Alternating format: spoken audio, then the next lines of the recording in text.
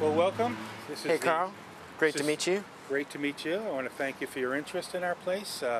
This is the city's animal shelter, which means it's your animal shelter. So please come on in and let us show you everything that we do here. A lot of people come down here specifically either to adopt an animal. A lot of people come down here if they've lost their animal. A lot of people come here if they're looking for other animals. You know, we deal with more other animals than we do with dogs and cats. Birds, guinea pigs, hamsters, rabbits, you name it, we have it here. Obviously, this is our physical facility, and there's a lot to see in the facility, but there's a lot more to see in the community. I suggest you go out with one of our animal control officers, see what they do for 8-10 hours a day, whether it's rescuing animals in distress, whether it's picking up animals that have been hit by a car and are injured, whether it's dealing with aggressive animals, whether it's dealing with wildlife or a variety of things. You can only get that flavor from being with them and being in the field and actually doing it firsthand. I've been with animal care and control for about 6 years. I spent a year working in the kennels, and then a position with the officers came up. I wasn't sure about it at first. I was like, oh, you know, I'm not very confrontational. I don't like accusing people of animal cruelty. And then I just started doing it, and it really fits, you know, really a job for me. So, animals I know how to handle. If they're friendly, great. If they're not, I know exactly what I'm doing. I very rarely get scared.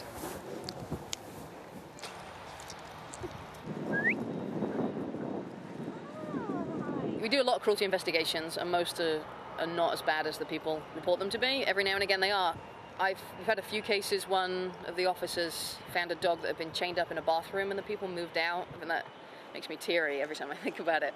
I've had a dog where they let the dog starve in the backyard. I've had a few of those. I like to be able to save animals' lives, which is what I do. I can pull an animal out of a horrible environment and know that I've done something good.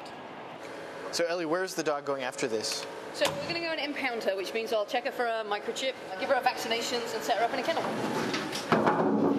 When a stray comes in, we want to get the location they found the animal, as much information, if they had the collar on, if the dog stayed with them a few days, or if they just found it. Once we enter everything in a computer, a lot of times the finder wants the tracking number so they can call in a day or so and find out if the dog went back home. So what we do is we'll hold the dog for 5 days to see if anybody claims him. Okay, this is a stray dog. It came in today, and the first thing we do is we inoculate it with the vaccines.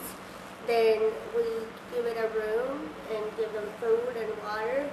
After 5 days, we'll evaluate her for medical and behavior to see if anyone's interested in adopting her. We want to make sure that the behavior is good enough for your average adopter that would come into ACC, and make sure there's no aggression problems, whether toward people or toward animals. She didn't freeze, she didn't growl, she didn't bite the hand, so she passed that. Good girl. And that, in case, you know, she had something in her mouth and you wanted to get it out. We do one more test. It's called the startle test to see how she responds. It startled her, but she came right to me, which is a real good sign. She passed the handling tests. Good girl. Yeah, that was okay. For a medical exam, I basically feel for any lumps and bumps, tumors on the outside of the animal. I look in the ears to see how those are, if they're infected. Look at their eyes to make sure that they're clear, they don't have cataracts. Look at their teeth, listen to their heart. This is the first job I've had that I feel like I make a difference. So in the morning I do treatments. We'll do anywhere between 40 and 60, sometimes 80 animals a day for treatments.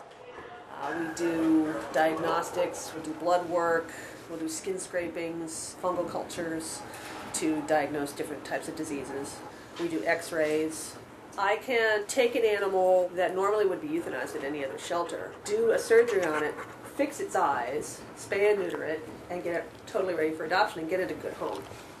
We have a groomer here. It's a public-private partnership where basically we let a professional groomer run her private business from our facility, but in return, she grooms our shelter animals. Now, what's the big deal about grooming shelter animals? Well, when somebody comes down here to adopt an animal, if it's appealing, if it's groomed, if it smells good, chances of finding it a home are much greater. And we groom the dogs as needed. whatever needs to be done, whether it's clipping or bathing, trimming the toenails, cleaning the ears, or the whole works. So typically a shelter wouldn't have grooming facilities No, at all? not at all.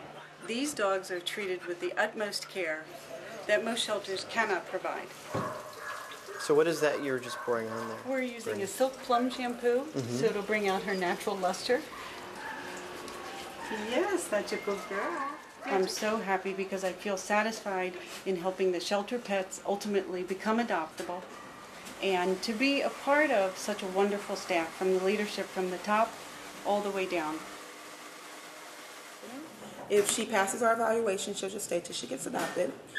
If you were interested in a dog, like you didn't want to put to sleep, what you would fill out is a form called CIP. It means Call Interested Party. That means as a last resort, we would give you a call before you put it to sleep. That doesn't mean you're bound to the dog. Sometimes finders don't want a dog, but they take it before it was put to sleep.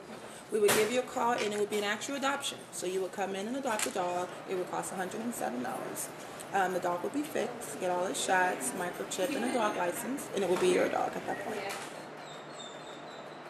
Your volunteers, to me, are the unsung heroes in this field, the ones that actually take foster animals home, whether they're neonatal kittens or little birds that just fell out of a nest, so they can nurse them till they can get strong enough to come down here and for us to rehome them. Without volunteers, I really have to be very honest and say this wouldn't be much more than a pound. So we just, thank God we have the number of committed people coming down here and helping us out. It just makes all the difference in the world. When you first want to come in and volunteer, you go through a general orientation, which is about 2 hours. Yes. There's really a lot of flexibility and latitude in what you can do with your volunteer time here. The various volunteer programs available are your baseline dog walking. You can work with the cats. You can work with Tony's Kitty Rescue. You can work with the small animals, rabbits, guinea pigs, snakes, birds, chickens. The benefits are so much. You always have an appreciative audience. They're always happy to see you. Do you feel like some of the things you've learned here have helped you with your own dogs in terms of understanding behavioral? The training they don't have, yes. Yes, and it's things that you learn, as we all usually outlive our dogs. Every time you get a new dog, you'll have new skills to teach them. One of the programs we have is our behavior and training program. Again, another program that's being staffed by not an employee but a member of the community. And one of the programs that she has is dog socialization. We started this new program 3 years ago where we have canine socialization in the afternoons. So all the dogs available for adoption get to come out and play with each other for 2 hours. We have a 2-hour period, 5 days a week.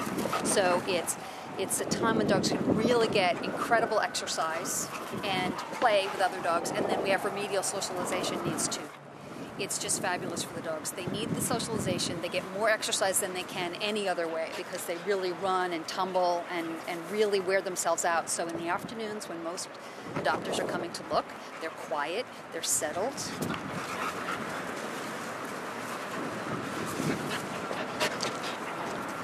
So then I started coming down here, and I would come, different times. It's quick though. When somebody sees a dog and they love it, it's like that. So you have to be quick. So after about 3 weekends, past weekend, it worked. I saw him, he connected, I connected, spent a couple hours with him, came back, and then I just took care of the paperwork. So what was your overall experience working with animal care control, the people? Unbelievable. Unbelievable. From the guys who came out to my house, really great guys who saw my house to inspect it, from everyone who's here, I was just really impressed. They're just really friendly, knowledgeable, and just good all-around people. And they care about the animals, and they want to make sure they get to good homes, and that came through very clearly to me.